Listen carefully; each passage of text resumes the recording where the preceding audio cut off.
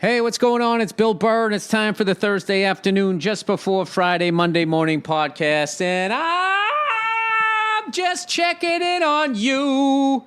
Just checking in on you. There's a lot of smiling faces out there today. Despite the situation we're currently in, where everybody's still fucking eating, and actually a lot of people gaining weight. A lot of people stress eating.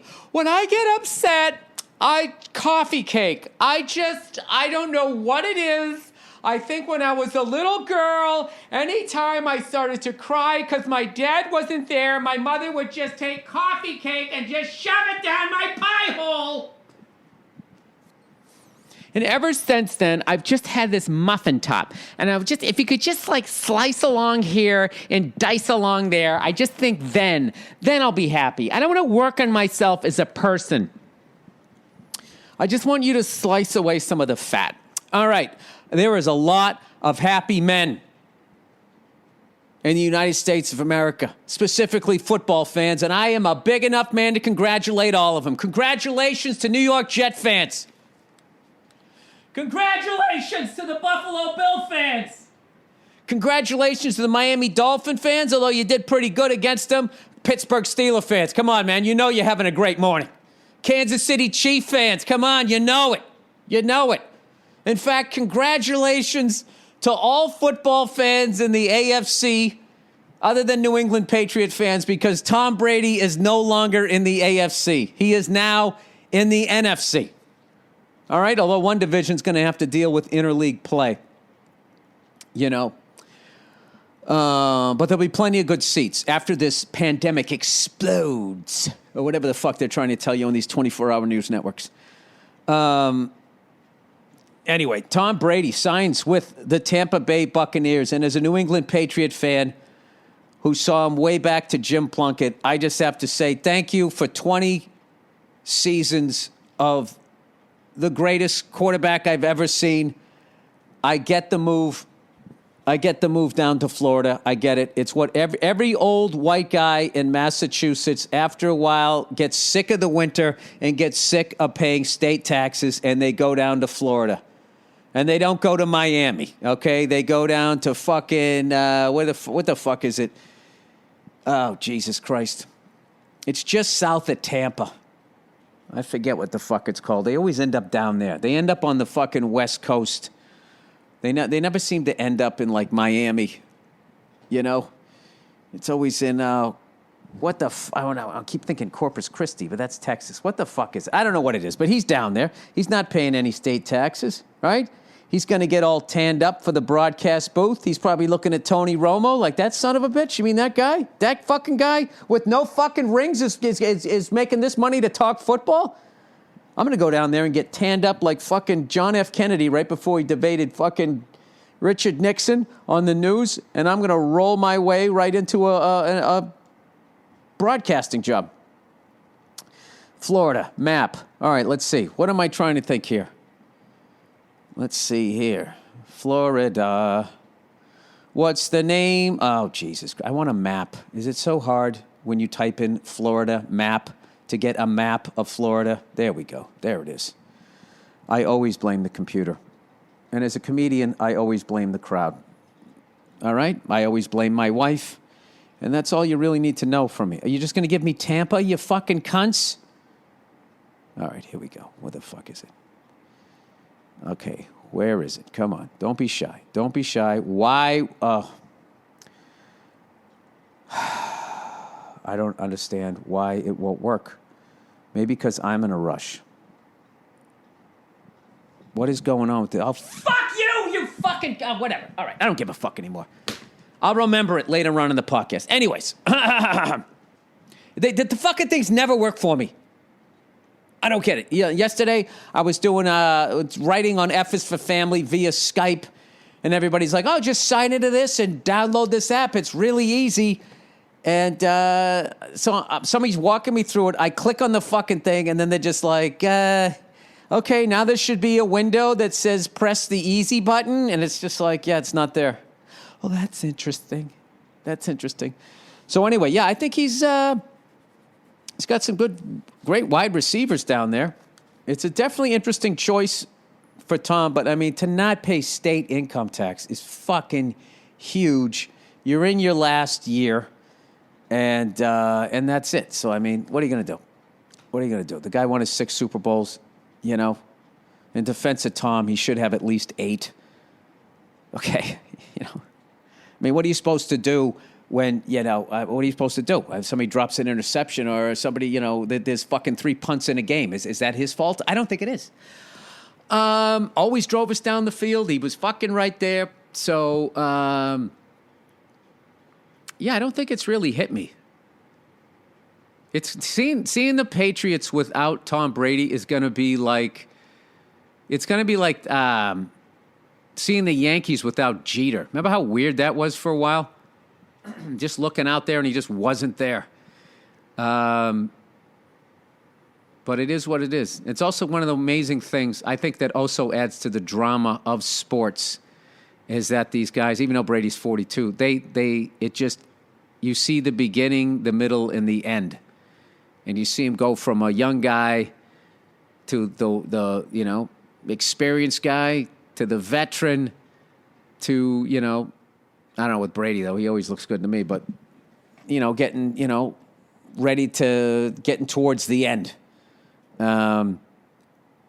Just the drama of that. I just don't understand why people choose to watch reality TV, assisted reality, rather than watching sport. I don't know, maybe because sports are dumb. Who the fuck knows? But anyways, thank you, Tom Brady. And then fellow Patriots fans, don't listen to sports talk radio, and they're just going to come up with a bunch of soap opera shit.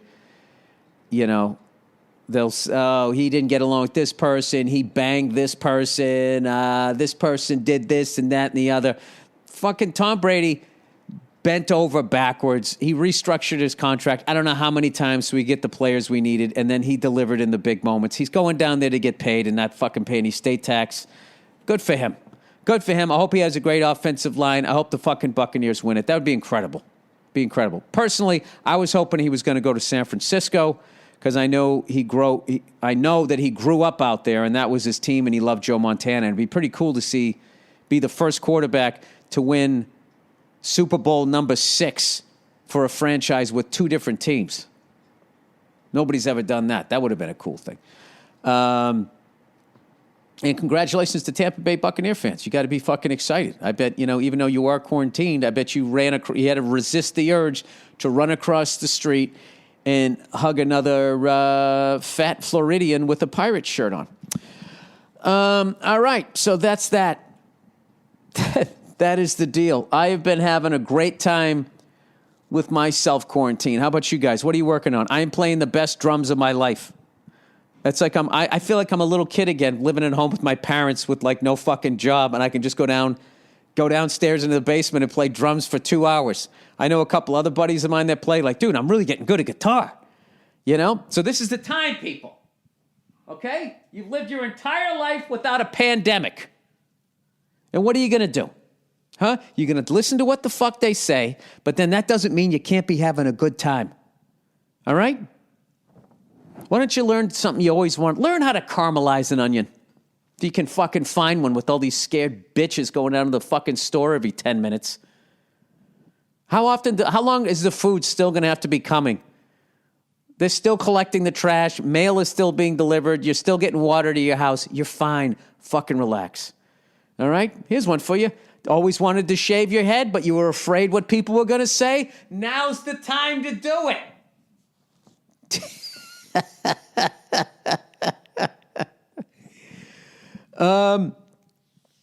I've begun a stretching program too. There's always been a couple of stretches that I just when back in the day when I was a younger man, I'd actually go to a yoga class, right? And I had a little orange man bun. No, I didn't. My hair always just grew out. I remember I would see people being able to do these stretches, like just say the cobra stretch. Like how the fuck do you is your spine double jointed? I didn't understand it was my psoas, all the shit in the front. And then the other one was when you sit down with your legs out 45 degrees and then someone could just go straight down. And I thought that was another thing. I thought it was your back, and I didn't realize that was your hamstring. So I've just been working on that type of stuff. this great stretching routine. And now when I play drums, my back doesn't bug me anymore. Like, if you ever see a drummer and they have like the back of a chair on their drum throne, if they have that back support thing on the back, it's just like they need help. Okay, because all they're doing is they're playing to the symptoms as far as just like, now I'll have a fucking cane, as opposed to working out and doing physical therapy. I'm not saying everybody's like that, but I just I have noticed that. Like a few of my favorite drummers, when I see them when they get the back thing on that, I'm like, oh no. It's for back support. It will strengthen your back muscles. You're in your 50s. It's not too late, right? It's never too late, right? So there you go. There's a whole bunch of things you can get better at an instrument. Fucking download Rosetta Stone, right? Come back totally fluent with your fucking head shaved, playing like fucking Eddie Van Halen. Then all the chicks at the office are going to be standing 6 feet away from you being like, oh my God, who is that? He got even stronger during a pandemic. Then it taps into that cave woman in him. He's a provider. He's going to fight off that saber-toothed tiger. And next thing you know, you're having a Corona-19 virus, whatever the fuck it's called, Conad fucking 19, like virus-free threesome. It's going to go down. Why don't you come back a new fucking man? All right, your head shaved like you're in the fucking Road Warrior. Okay? Shredding guitar, caramelizing onions, flexible, relaxed. Get yourself a nice little tan. Just come back looking like you went to the fucking Virgin Islands. Or you can sit there like a little scared fucking squirrel that heard a goddamn noise, and you can sit there and eat dairy and candy and all this comfort food as you watch 24-hour news networks scaring the fucking shit out of you. By the way, the more I think about that hand sanitizer guy, he completely fucked up. He should have talked shit. Do you realize the fucking balls it took 6 weeks ago to spend $18,000 on hand sanitizer? Betting that all these times people said, this is going to be bad. It finally was bad. You don't think he tried to get other people to go in with him? Hey, you want to take your life savings and put it into hand sanitizer? Because I think this time next month, we're going to be locked down. People be, gee, take off your fucking tin hat. And the guy fucking does it. And it pays off, and they take it away from him. Like when Japan defeated Russia, and they went in to claim their land, and then all the white countries came in, hey, settle down. It's not how it works. And Japan should have been like, that is how it works. The hand sanitizer guy should be, that is how it fucking works. This is not what this country's about. This country was built on genocide and slavery, and we don't do things like that. What are you talking about? The fuck are you talking about? He went apology mode. It was like watching a comedian who didn't do anything wrong and then apologize, and it just makes me nauseous. The fact that he came out there and he wore a Family Man t-shirt, that was it. That was it. Then what he did was say that what all of these people said that he did, that they were right. That's what he should have been like, fuck you. You're 24-hour news network. You're the one out here scaring the fucking shit out of people. All right? You scared me too. And I made an offensive move, and it fucking paid off. And now you're going to fucking throw a flag on the play? Send me back 20 fucking yards, and everybody's going to judge me like I'm the bad guy? Here's to you, hand sanitizer guy. The only thing he fucked up was he got too greedy. Other than that, man, it was the fucking move. The man made the right fucking move, and they took it away from him. Took it away from him, and then everybody got all self-righteous. All these fucking liberal cunts who went down to the fucking grocery store, right, and bought up all the fucking butter they could carry, knowing that they could carry more food than a fucking old person, right? That's it. Shout out to all the terrible parents out there who allowed their kids to go down to spring break Like, how uninvolved are you as a parent that you allowed that to happen? And they so don't even respect your fucking authority that they're actually on TV doing interviews. Huh? How much did you spoil them as children? Terrible. I'm judging you right now. Terrible. Terrible fucking parents. Going to pat myself on the back right now. Our daughter just took a major step. She's out of diapers. She's out of pull-ups. All right? Not saying there won't be a couple of accidents here over the next couple of weeks, but she's about 90% potty trained. I got to tell you, it's this is probably selfish of me, but it's the most proud I've been as a parent. I went out last night, right? Went to a crowded bar and just started licking things. And afterwards, when I came back, I do a late night hike when nobody's around. I just walk around my neighborhood. I just walk around the block. I walk around, and if anybody comes at me, I literally just go out in the street. And then I always make the joke. I go, hey, 6 feet, 6 feet. And nobody ever laughs. Only a couple people laugh. It's like, can we have fun with this? Jesus Christ. I'm in the middle of the fucking street here. So when I came back, came into the house. One of my favorite things to do, to come back home, see my two lovely ladies. And I come home, and I hear my daughter jumping up and down, screaming upstairs. And my wife hears me come through the door, and she's like, Daddy, guess what your daughter did? And I was like, no way, you know? Yeah. She hit for the cycle. I don't want to get gross here, but she hit for the cycle on the fucking potty. And she was jumping up and down. I was jumping up and down. And I was like, sweetheart, I am so proud of you. I've never seen her smile like that, because she's never seen like how happy she made us. And then we came downstairs, and I said, you know what happens now, right? She goes, yeah. She goes downstairs. She got a popsicle. I know, you guys, you're going to reward her with sweets every once in a while. We don't have her eat a lot of sweets. We actually have her eat very well. We're Hollywood parents. We have her on an alternative diet. No, we don't. I kind of like straddle the line between the new age thing and, hey, let her have a fucking burger, right? Not a lot of screen time, but, let's watch it. Let's watch a Disney classic or something like that. Oh, by the way, we watched Brave the other night, which was a Pixar movie that I didn't even see it when it came out. I didn't have any kids. I wasn't married when it came out. So now all of these movies are in my wheelhouse. And shout out to the great Billy Connolly, one of the greatest stand-up comedians of all time.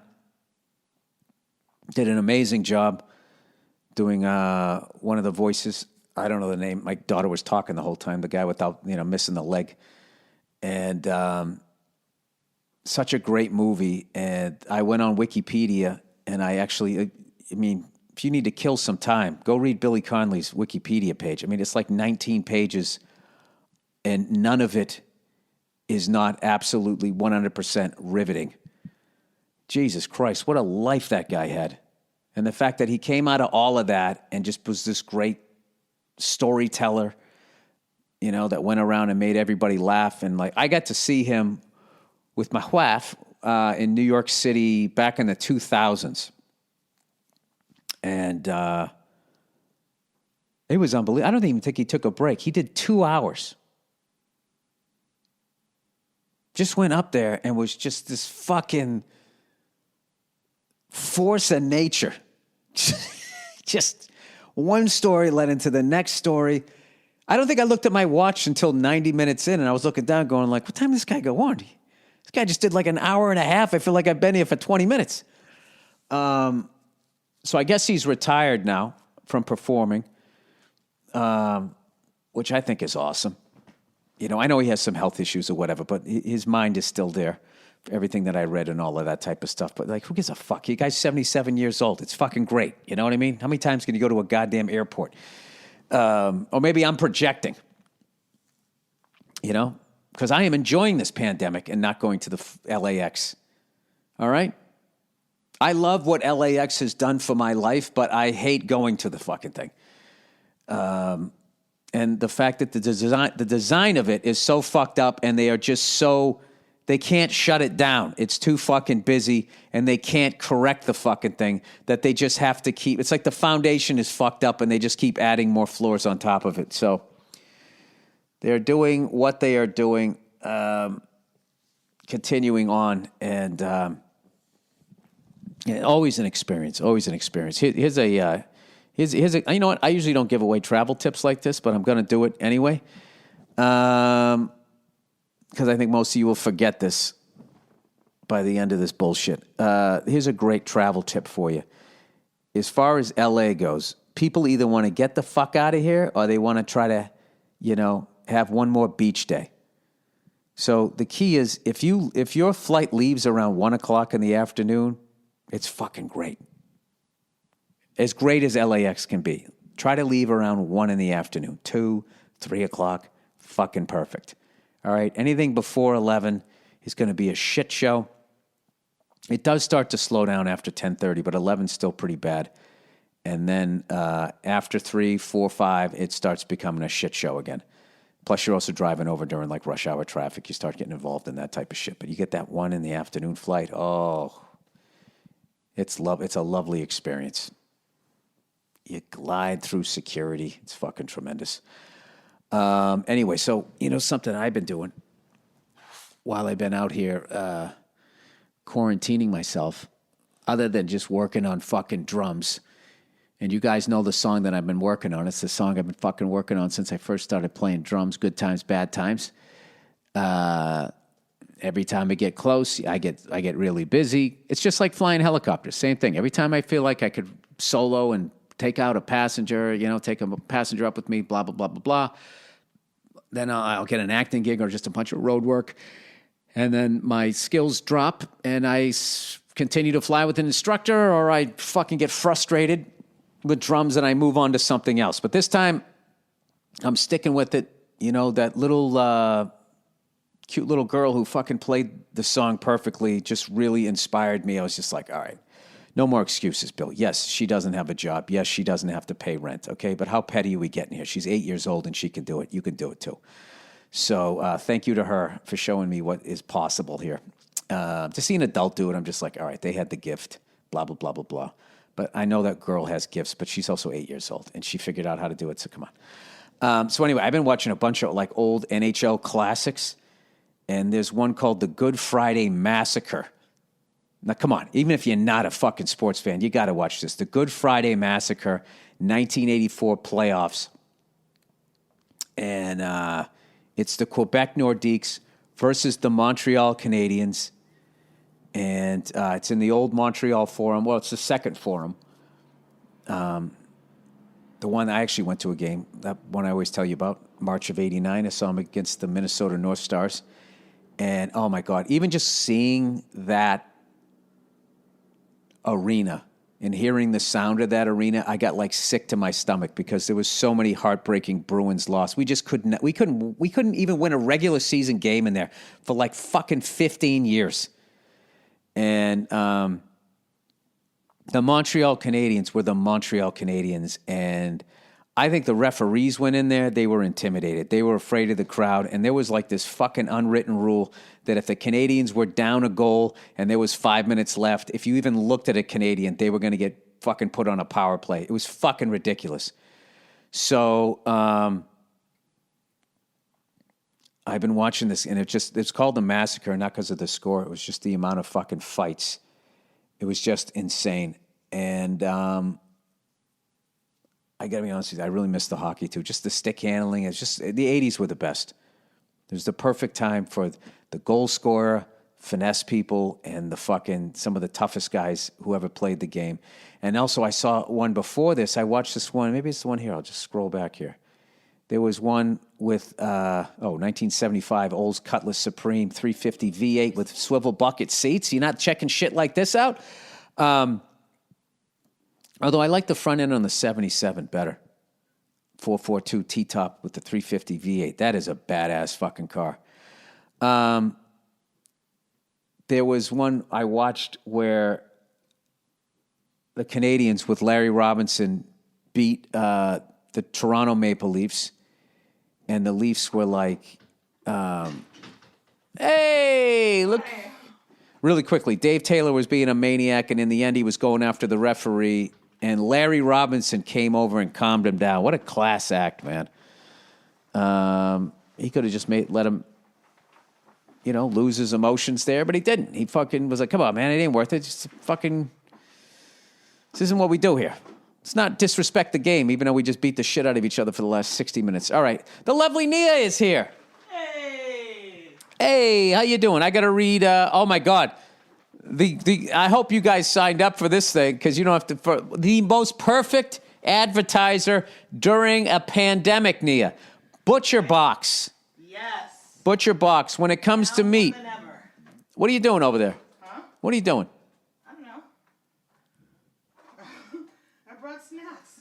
You brought snacks. Nia, we're supposed to be conserving food. I don't think they're ever going to bring anything more. I brought small ones.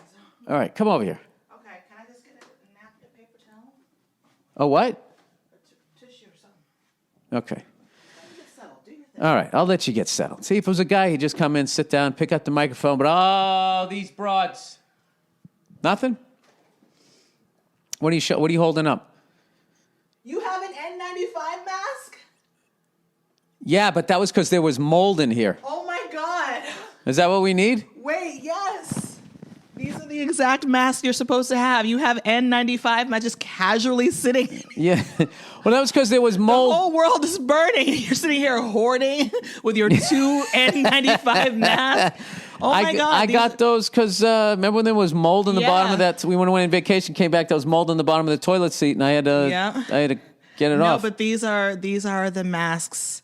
But I mean, they're really for people who like work in the hospitals and stuff like that. But yeah, this is what you're supposed. I tried to order some, and of course I couldn't get them. Oh wow, look at that. So there you go. And we got 2 of them here. Great, Nia. Now you just made us a target. Right. All right, Butcher Box, everybody. We're selling them for $500 each. $500. I'm a family man. When it comes to meat, quality matters, but there's more to it than texture and taste. What's your favorite cut of meat? At this point, whatever I can get. How do you like to prepare it? I actually, you know what I like. I like the heritage breed pork. Grill, cast iron, skillet, broiled. How do you like to do it? You know I like to do it. I fucking brown it up in the skillet, then I finish it in the oven, take it out, and then I give it a little garlic, rosemary, butter bath, spoon it over there. Tremendous. Not everyone has convenient access to high-quality meat. Jesus Christ, this copy's hilarious now. Luckily, there's Butcher Box. Butcher Box believes everyone deserves high-quality, humanely sourced meat. Talk about how easy it is to have Butcher Box meat just show up at your door. As compared to fighting all those lunatics down at the grocery store, it's one of the greatest things ever. It's the greatest thing ever. This is what you need. You need this more than ever. Never be without something to cook for dinner because there's always meat in the freezer.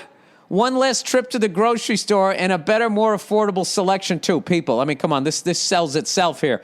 Every month, Butcher Box ships a curated selection of high-quality meat right to my home. All meat is free of antibiotics, added hormones. Each box has 9 to 11 pounds of meat, enough for 24 individual meals. Or during a pandemic, 48. I can customize my box or go with one of theirs. Either way, I get exactly what I want. Butcher Box is a no-brainer. It's the best meat shipped right to my door, which means one less trip to the grocers. Options like 100% grass-fed and finished beef, free-range organic chicken, my favorite, heritage breed pork, wild-caught Alaskan salmon. You don't know what they're going to do, Nia. And sugar nitrate-free bacon. With Butcher Box, you get the highest quality meat around for just $6 a meal, and they even have free shipping nationwide, except Alaska and Hawaii. But they can fend for themselves, right? They can go kill a bear or pick a pineapple. Right now, Butcher Box is offering new members ground beef for life. That's 2 pounds of ground beef in every box for the life of their subscription, plus $20 off their first box. Just go to butcherbox.com/Burr or enter the promo code Burr, B-U-R-R, at checkout. That's butcherbox.com/Burr, B-U-R-R, or enter the promo code Burr at checkout. All capitals. Anyways, Nia, I'm so happy you came on. I'm bummed out. I knew the day was coming. I knew Tom Brady was going to retire or leave. You knew at some point it was going to happen. And today, who's Tom Brady? Tom Brady is the quarterback I know of the New England Patriots, the greatest quarterback of all time. Gisele Bundchen's husband. Oh, yeah. Her last name is Bunchens? Bundchen? Bunchen? Bundchen. Bunchen. Bundchen? Bunchen. She's a supermodel. I don't know how to pronounce her last name. Yeah. That's part of being a supermodel. You also have to have the unique name, like Giselle, Tyra, Cindy.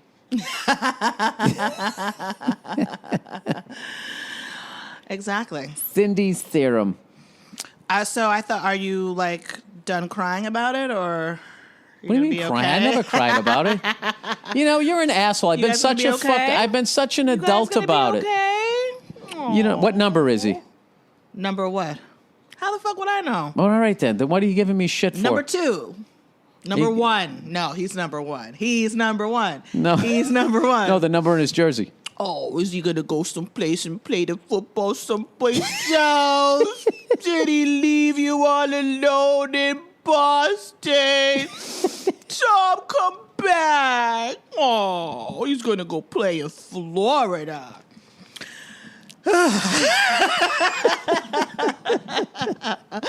Let me hold you while you recover from this devastating, awful time. I don't want to play with us anymore. I'm gonna go someplace else and take my ball and go Florida. Screw you guys. You are so heartless in moments like this. Why is he leaving? Are they gonna pay him more money? What's going on? Why would he leave? Well, he never did the free agent thing, and a number of times he restructured his contract. So he sent money down the road so we'd have money. Now against the salary cap, we could sign better players. Okay. So he's been nothing but a team player, and I think he totally deserved to shop himself around the league to see where he could get the most money. Mm-hmm. There's no state tax. Go down there. They got some good wide receivers. It's a bit of a weird choice, but financially, I get it. He was cool enough not to go to the Dolphins. Well, I mean, I was going to say, because what's the team that he's going to be playing with?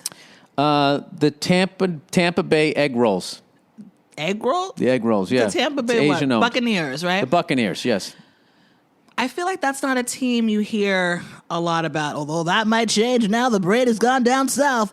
But I just feel like that's not a team you hear a lot about. It's not like the New York Giants or oh my God, if he had gone to the New York Giants, oh my God, Boston people, woo! Oh, that would have been tough. You white guys would be beside yourself. All fucking red in the face, screaming on CNN. I got to tell you, though, that is a really good-looking uniform. Okay. Are the New York Giants? They have a great uniform. We have a terrible uniform. Mm-hmm. I don't know what our uniform is. It's all red, white, and blue. Patriots and whatnot, silver, right? And that triangle guy. I don't even understand. I don't even know. Patriot. I don't even know what the fuck it is. The Flying Elvis, whatever the fuck people call it. It's a Patriot, isn't it? I don't get it. It's not. I don't know what it is. It's a white guy from back in the day. It's like, do you remember that movie Alien? Yeah. It's like Pat Patriot was on a ship with that thing, and then they had a kid, and then that's what the fuck it looked like.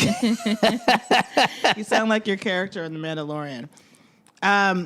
Wait, I have a question, though. So why wouldn't he go to, like... What the fuck did that mean? When you have that line where you're like, did you two make this? Spoiler alert for anyone who hasn't fucking seen the first season. Oh, all right. Where you were talking about, did you guys make this? Okay, yeah, I'm very sensitive today. All right, go ahead. Are you? Oh, okay. Oh, poor little baby. Tommy didn't want to play anymore. But yeah, no, it's not that. Why would he go to a more high-profile franchise? Can I tell you? You're asking great sports questions. Oh, well, yeah. The only thing I can think is state tax, but Nia, it's not really that he's left the Patriots. Mm-hmm. Okay, because I've known that was coming for fucking 6 years. I'm like, is this the last year? Is this the last year? Is this the last year? So you kind of prepare for that.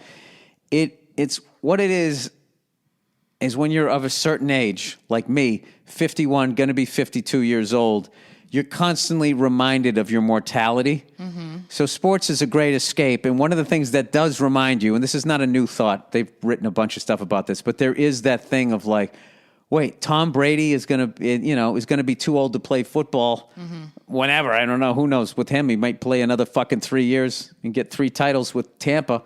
But like when somebody retires, like, watching Larry Bird when he hurt his back and then he couldn't play anymore, watching Michael Jordan on the Wizards when he was still fucking great, but he wasn't as quick, couldn't jump as high as everybody else. It just reminds you, it was like, that can happen to that guy? What the fuck's going to happen to me? So there is a, you know, it's like going, I remember when I went to go see one of my favorite bands from my childhood, they got back together. And when they first came out on stage, I was like, oh my God, it's amazing. I was like, oh, fuck, they're old. Look how old they are. They're going to die. I'm going to die. Everybody dies. Why didn't he retire? He has like millions and millions of dollars. He'll be able to be in commercials like left, right, and center. Like, it's not like he's going to be hurting for money, but is it just the love of the game? Like, you really got to love the game to move to Tampa. Like, I'm sorry, Tampa, but whew, like, does he love football that much that he's willing to move to Tampa? I mean, come on. It's one of those things. Giselle's going to move to Tampa. You're going to take that beautiful fucking stallion and put her in Tampa? Oh, she must love him. Listen, not for nothing. She did go to Foxborough. Anyway. Fair enough. Fair enough. Right off of Route 1, sweetheart. Okay, you thought the fashion shows in Paris blew your mind? Wait till you hit some of these Chinese restaurants along Route 1 here. Get yourself a poo-poo platter. Scorpion bowl for 2, please. Crab rangoon. I got 3 words for you. Oh, crab rangoon. Is there anything that's better 2 than words. Chinese food in Boston, though? People do not understand. Is there anything better than all they pizza do or on Chinese all of these food in Boston? all they do in these fucking food shows is try to decide who has the best fucking pizza, and just sitting there teed up waiting to be crushed for a high-rated food fucking show is the best Chinese food. It is in Massachusetts. Absolutely. Or the New England area. 100%. It is not it is 100% the best, and it is 0% authentic Chinese food. Yeah. This is our, I guess, well, no, I can't even say a Chinese Americans version. They looked at us and they were like, they don't like this healthy shit. They do not want to be skinny. Let's stuff a little let's give these cream people cheese and let's give these people what they want. They did. know. God bless them. they don't even eat dairy like that, but there's The Chinese people that emigrated to New England, thank God. A lot of thanks on this podcast. God bless you. The what you came up with. It's just every time I go back, I got a couple of joints too, right? Don't you think like their Chinese food is pretty good because there's a heavy Chinese population in San Francisco. I would guess that that's more authentic. Probably, yeah. No, come on. Like, nobody does it. Crab rangoon, the poo-poo platters, the chicken fingers. What the fuck are those? You can't get those anywhere other than in New England. Chicken fingers. Chickens don't have fingers. They do in New England, right? Yes, they do. No, you can get chicken fingers like everywhere. No, you can't. Yeah, you can. No, you can't. Chicken. Oh, well, maybe they call them chicken tenders. They don't. Dude, these things are like as long as like the evil witch. An actual finger. Longer than that. Like Bill Russell's level long fingers. Well, we'll miss you, Tommy boy. Go out there and throw the ball over in Tampa, kid. It's my Boston. That was with a little bit of JFK in there. Go over there and throw the ball, kid. Then you threw in the kid. Dude, kid. So what else? What else you got going on in this podcast? Oh, I have a bone to pick with you. I know. That's why you said you wanted to do the podcast. All right, here we go, everybody. Oh, geez. No, earlier today, I was, just expressing my... How did I fuck up already? It's not even noon. What is the problem? Can I express myself? Or once again, are you going to shut me down for having an opinion? And that's the point that I'm trying to bring up. Will you stop doing Will you stop playing the victim? What do you mean victim? I'm the victim in this relationship, not you. You're not a victim. Can I express myself? Can I not be shut down? I was sitting there complaining about something the president had said, and you were like, blah, blah, blah, blah, blah, blah, blah. I don't even know what you said. It was just a lot of, you just opened your mouth and it came out. And it's like, I can't even just express myself in my own home without you trying to shout me down and shut me up. It's like our life isn't your fucking podcast where you just have the solo mic and you just go on and no one's there to refute you, or like people have opinions and and they're allowed to express them. And you were, why are you looking at me like that? Because it's funny when someone's reading you the riot act and then in the middle they mispronounce a word. It just kills all your steam. And then you see it in the person's face. Like, did they notice that? Do I still have the momentum? And then you try to get it going again. It's like, I'm allowed to complain about things. You're like, we just got to do what we got to do. And all these like stupid fucking platitudes. It's like, allow me to make my point. I am so sick What are you sick of today, Bill? of people telling me the dumb thing Trump said. I get it. You don't like the guy. I don't like the guy. This is a time for everybody to pull in the same direction and shut the fuck up and just stop with the, can you believe what he did? I have all of these Why friends. do you have a problem with people talking about Can I that? ask you a question? Why are you allowed to express yourself and I can't express myself? You express yourself all day And you're sitting there long. going like, you literally make money expressing yourself. and And then- you want to sit here and act like you're in some kind of situation where you can't express yourself? Jealousy. I'm not jealous. Ba-da-ba-da-ba-doo-ba-doo-boo. what? Jealousy. Your fucking bald head? They I have- don't think so, Red. They have open mic, Nia. If you want to go down, just do an open mic. I don't Nia, need an open here's mic. The thing. Well, here's I the can talk to you about it. Apparently, I can't, though. Unless it's you. I'll be sitting up in the room. Guys, can you chilling see how out, much and she here can't you'll express just be herself in this coming up the relationship? stairs, and all of a sudden, you will go into like a 5-minute monologue about God knows what, about anything at any time. So I can't talk about like something that annoyed me that I saw without you being like, I am so sick of people doing this or that or the other. It's like, how fucking dare you? Who are you? You're so sick of people talking about things. Go fuck yourself. This is our relationship, everybody. Love in the time of Corona. And just notice how much she just talked, how much I couldn't even get a word in, and how she acts like she's this like kept in a fucking tower waiting for some prince to rescue her. Nia, you fucking go, can you fucking believe what Trump said? Blah, blah, blah, blah, blah, blah. And you're dumping it on me. I'm not dumping it on you. I'm just expressing like I can't you're believe just he said expressing. that. But when I come in and I express myself, it's a 5-minute tirade. It is. I see how that but works. it really is. Oh, I see how that really works. is. That was like 2 or 3 sentences. And you went into a whole thing about like how you're tired of people talking about the dumb things that he says. Like, you're not the talking police. Nia, I don't want to hear it. You've told me certain subjects I'm not allowed to talk about anymore, so I stop. I don't want to hear anymore. I get it. He's a fucking, I don't know, he's disturbing. The man is disturbing. I don't know what his fucking problem is. I feel bad for people in his cabinet who have to sit across from him like I'm working for this fucking guy. I feel bad for him. All right? But if the motherfucker tells me to stay inside, I'm fucking staying inside. No, but my point was he wasn't saying that before. He was saying that it was a hoax and all this other kind That's of stuff. how he deals And now- with stress. And now he's by lying to the American public. Everything is a hoax. And now he's changing his tune. He's like, oh, we've been telling him to stay inside this whole time. It's like, no, you weren't. No, you weren't. And I know, but Nia, I was just can I pointing out tell the you something? I hypocrisy. know. That's all it was. I wanted to get it out and vent it out. And I would think that you, as my loving partner for the last 16 years, would allow me the space to speak about the things that I feel strongly about. All right, well, here's my thing. You Thank can you. trash That's my this time, guy. everybody. You can trash this guy all you want, but I never heard it when somebody wears a blue tie and they're doing the exact same fucking thing. And that's the fucking problem, which drives me nuts about news junkies and people who are into politics. It's Hatfields and McCoys. And it's just like, when are you going to fucking stand back and see that these guys make $500,000 a fucking year, the president, okay? He makes $500,000 a year because we're not going to give you all the millions at first. What we're going to do is you make sure you dot all the I's and cross all the T's. And then in the end, then you come back and then you give us a fucking speech and we'll grossly overpay you for this dumbass fucking speech that we're not even listening to. And that's us washing our bribe money. And they all, at the end of their fucking goddamn administrations, every fucking one of them goes out and speaks to the same group of fucking rich people. All right? So spare me. And you know, Nia, I'm fucking the man of the house here.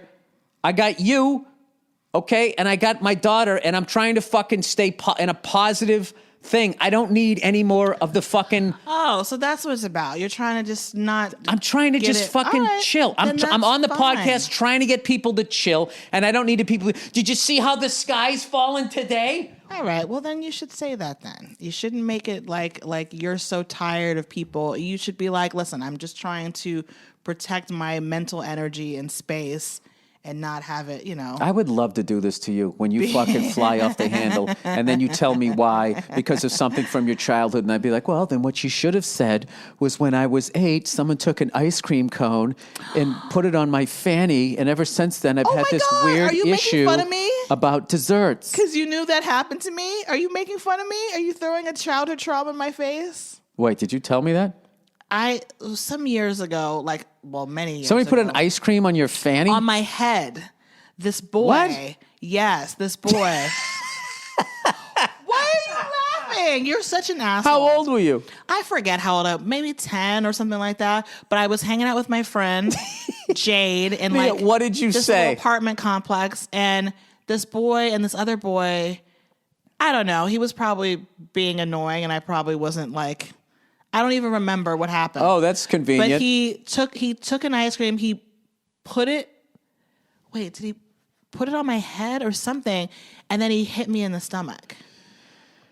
Well, that's how boys say they like you at 10. Yeah, that's not. And I also think you probably okay. said something. Having been with you for 16 years. You are such a fucking asshole. I was a child, and that was a bully. Okay? But he was also a child. What, are you going to try him as an adult? Why are you sticking up for him? Why aren't you sticking up for me? Because I kind of like him. It's baby Nene. Whenever you have your stories about baby BB, I'm always like, oh, this happened. Oh, I'm just imagining you as a little boy, and I just want to hug you. No, but you do that while you're looking at your phone on Instagram. No, that's not it's true. terrible. Swiping. No. I get it, Nia. I'm the jerk, and you're the hero. Pretty much. All right. That sums it up. I got to tell you, Nia, this was an outstanding visit.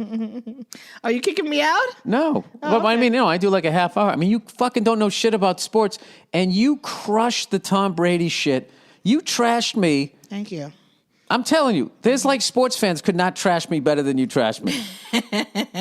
I actually, at one point, stopped laughing because I was admiring it.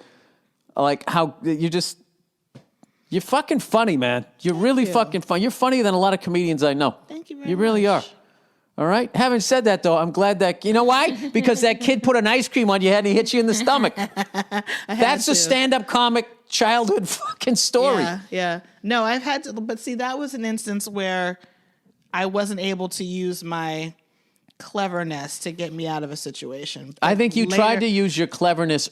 And he wasn't having it. Yeah, and he didn't know what to do with that. But then later on down the line, when I had another potential bully situation, I was able to flip the script, and then the bully became. You stole a line. I stole a line, and I used it from Sanford and Son. From Red Fox. From Red Fox, and I used it on what was the line? Schoolyard. It was.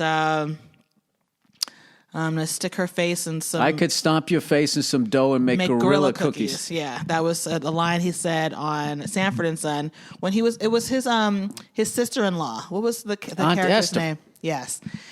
So anyway... Fred Sanford, you old... So everybody was like, ooh, and then they went back and they told her, and then she kind of confronted me on the playground, but I just kind of blew it off, and then she told on me. She told the teacher. And the teacher was like, you better not be spreading rumors and talking about my kids. And I was like, whatever. And then she became my protector and took me under her wing as her little sister. And no one ever fucked Wait, with is this me your again. childhood or is this that movie, My Bodyguard? This is my childhood. Okay. What is My Bodyguard? My Bodyguard was a great, I only the kid recognize from one Meatballs Bodyguard was getting movie. picked on by a young Matt Dillon. Mm-hmm. And then the dude from, who later was in...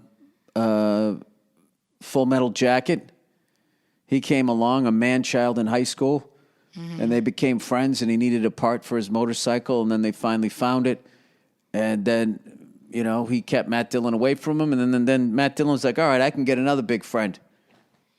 And then other things happened. Wow. Sounds like a great movie. Anyway... I love that he doubled down.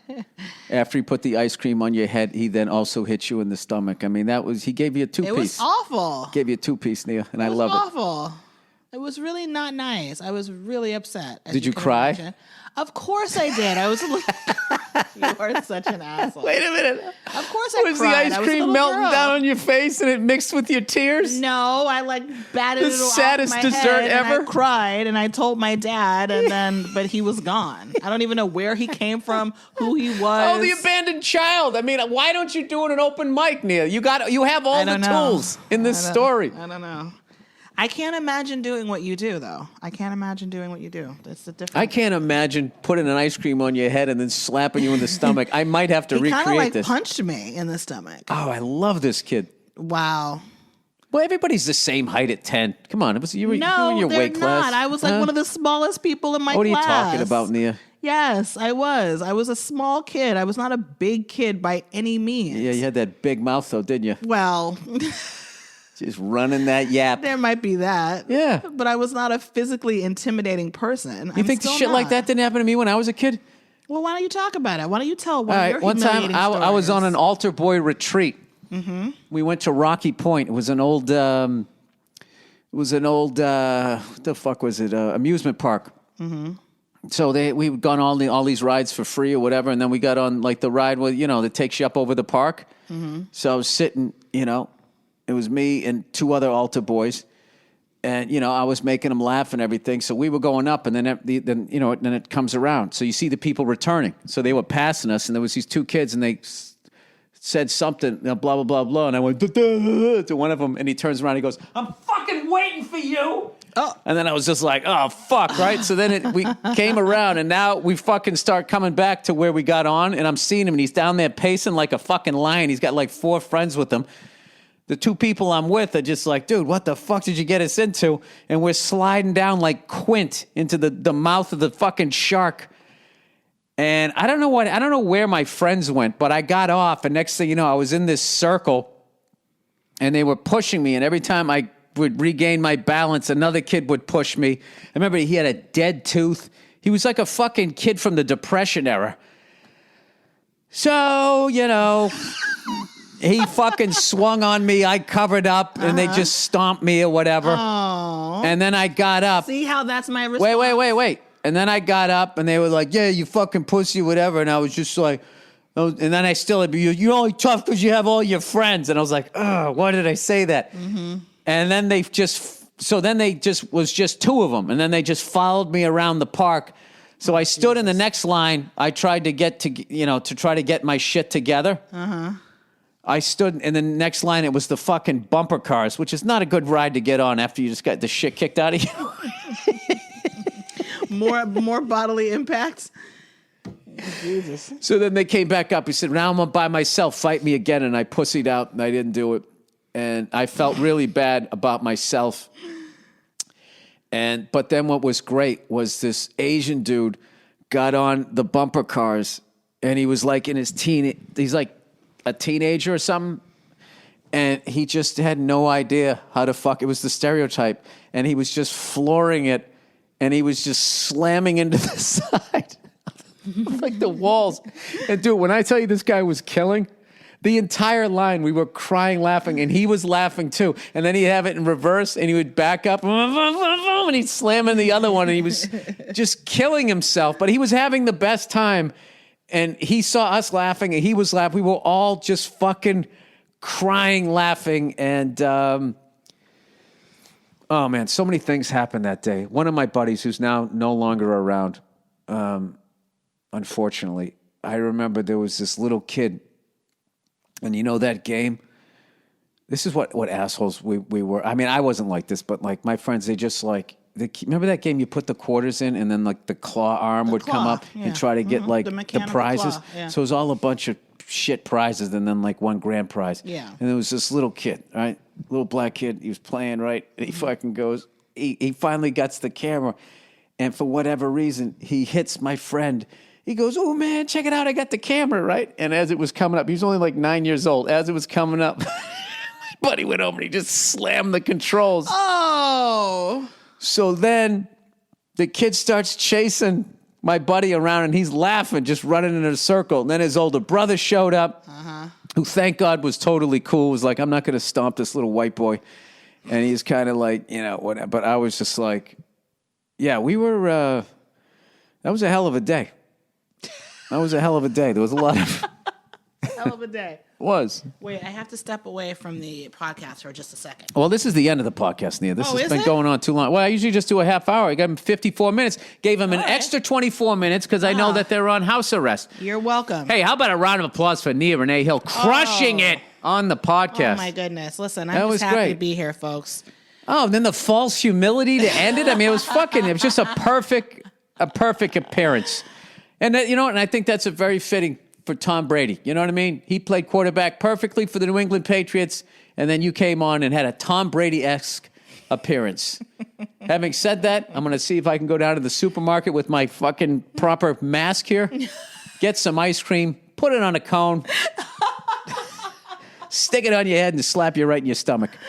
All right, love you, sweetheart. Get the fuck out of here. Bye. All right, everybody. Thank you so much for listening to the podcast. Enjoy the music picked out by the always wonderful Andrew Themelis. And then we have a bonus half hour of a greatest hits Thursday afternoon just before Friday, Monday morning podcast. Have a great weekend. Stay positive. Do what the fuck they say. Don't watch 24-hour news.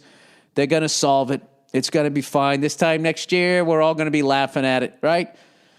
Okay, bye-bye. Hey, what's going on? It's Bill Burr, and it's the Monday Morning Podcast for Monday, March 19th, 2012. In like a lamb, out like a lion. It's fucking cold out here in Los Angeles, if you're wondering about the weather report yesterday. Cold does not bug me unless I'm in Los Angeles. Then it bugs me. If I'm in Cleveland, if I'm in Boston, if I'm in New York, if I'm in Philly, I don't give a fuck if it's cold. I'll put on a parka, right? But when I'm out here in L.A., it really bothers me.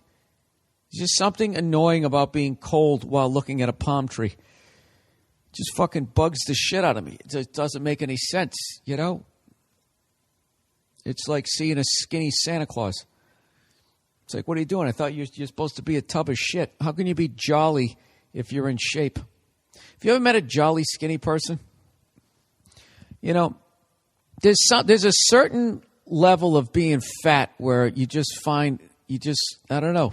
I don't know if you're just psyched because you're eating cookies and you don't give a shit, but you can still tie your shoes. Like, that's that level of fat you want to be at, where you're eating pizza and you're eating cookies. And yeah, you're fat, but you put on a sweater and you go, oh, right? And you got rosy cheeks and nobody cares. Nobody's looking at you. Nobody's judging you. But then when you go beyond it, is when your stomach comes out from underneath that sweater and everybody can see it, but you can't see it, right? Because you're so fat. And even when the wind blows, you don't notice it because you're all warm with all that blubber. There's a fucking, I don't know. There's a sweet spot of being fat where no one's making fun of you being fat and you're eating all shit food, but nobody's trashing you. So I guess that's what makes you jolly. I get to eat all this shit food and nobody's judging me. Then once you go beyond it, then you start fucking crying, on one of those reality shows. I don't know what I'm talking about. I don't even want to be doing this podcast right now. I'm not even lying. I'm not even going to lie to you. I can't even spit it out. I'm fucking exhausted, but I got a bunch of shit to do tomorrow, which is today by the time you're listening to it. I really don't feel like doing this shit, so it's going to be quick. I'm getting right to the fucking point. All right? I already solved why certain levels of fat people are jolly. Right there, if you guys weren't so selfish, that could take up your whole fucking week. But not you guys. Oh, keep it coming. You like how I'm blaming you guys for this thing that I started? I just realized I haven't even looked at half of this fucking crap here. So, what happened this week, Bill? What'd you do this week, Willie? I didn't do any fucking stand-up. I think maybe I did stand-up this week. I'm on vacation, people. I'm still on vacation. Still on vacation. As you guys sit there and you work, putting in an honest day work, making somebody else's dream come true.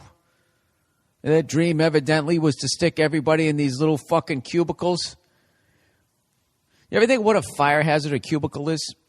What if there's a fire in your little doorway, you know? There's no other way to get out. What are you going to do? Shouldn't there be another doorway to the cubicle next to you? Do you have a little ladder on the front of it where you climb up and over your terminal? Why are you still sitting in that fucking thing? Surrounded by plastic. They can't give you anything. How about, like, can they make your mouse made out of, like, wood? Or maybe some sort of precious metal to somehow act like they give a fuck about you on any level? Do you know I live in this old house now. This old house is fucking old. This old house has old wiring. This old house has fucked up plumbing. And Billy's got to pay for it. This old house has got a little garage. And I got a big fat truck. And every time I back it in, I start saying goddamn and fuck. I can't fucking get it in the garage. So you know what I did the other day? I said, hey, who knows how to make garage doors wider? And I found somebody. On makemygarageDoorsWider.com, and the person came over and they made my garage doors wider. And I backed my fucking truck in there. You know? Fucking like butter. So you guys don't have to listen to me bitch about that again. So now I'm sitting there going, this is fucking great. You know? I can put my truck in there. I don't have to worry about it. You know? And there's no problems. So what do? I fucking jump in the Prius the other day. You know, the yin and the yang. I got the gas guzzler, and I got the, oh my God, that's like a tree kind of car. So I'm going to go down and watch some Final Four fucking action or whatever, March Madness, whatever you call it. And, you know, as you guys know, I'm not a big fan of basketball. I love the first 97% of it. It's that last 3% with the 58 timeouts and the fouls and the commercials. You know, I watched the game today. It was one of the worst sporting experiences I've ever had. I watched St. Louis, the St. Louis Fairies or something like that. There was some sort of the Gremlins versus the Michigan State Spartans. Okay, 20-minute first half, 20-minute second half. Okay, the first, I don't know, 38 minutes of the game, or not even 37 minutes of the game. I don't know. It seemed like it took 90 minutes to play. It's flying, and I'm like, this is why I love college basketball as opposed to the excruciating 48 minutes of NBA hoop. And then what happens? The final fucking 3 minutes, I swear to God, it took 50 minutes to play. Jesus Christ. They're up by 7. It's over. Foul! That took 0.8 seconds off the clock, goes to the line for a 1-and-1. Fucking guy misses the ball. He throws it down. Foul! Fucking fouls another guy, right? Time out! Fucking, I had my shoes on. I'm trying to leave because I got to give my buddy a ride because I got shit to do, but we want to see the end of the fucking game. And I swear to God, the final 45 seconds, it took like 6 minutes to play 45 seconds. And I know every once in a while somebody can hit that big shot and everybody goes, oh, shit, in a Buffalo Wild Wings, right? And then your slutty waitress comes over with her ref shirt tied off, you know, just under the titties, cleavage showing. Hey, guys, how are you? You want some more wings? Did we win? Yay! Stick the legal tender in my orifice, please. Right? I know every once in a while you have one of those things, right? But you know what? 99% of the time in basketball, that doesn't happen. And you're just sitting there letting 6 minutes of your life go by to watch 45 seconds of action. You know? I don't know. So anyway, so I go to a buddy of mine's house. There we go. It was actually an apartment. Why do you have to exaggerate, Bill? You know, why are you trying to enhance your life? And I go, fuck yourself. All right, so I drive over to his apartment, right? And he lives in this part of the city where there's no fucking parking. And I'm really trying not to lose my shit. I'm trying to control my temper. Because I don't want to be this guy. I really don't. I'd like to be jolly. I like to eat some pizzas, some cookies, and have my stomach hanging out underneath my sweater, and nobody gives me shit about it, right?